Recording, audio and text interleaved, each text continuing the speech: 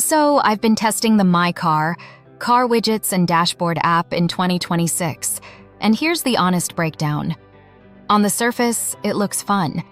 It lets you customize your Apple CarPlay screen with photos, GIFs, custom icons, and even startup sounds, so you can make your car feel a bit more personal. They also advertise widgets like weather, smart home controls, and more. But here's where it starts falling apart. First, the pricing.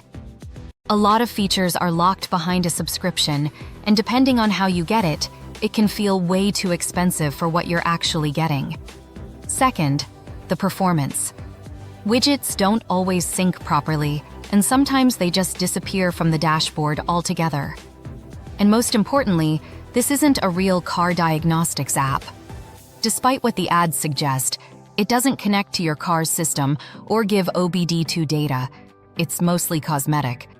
So overall, it's a cool idea, but in practice, it feels buggy and overpriced. I'd pass unless you just really want aesthetic CarPlay customization.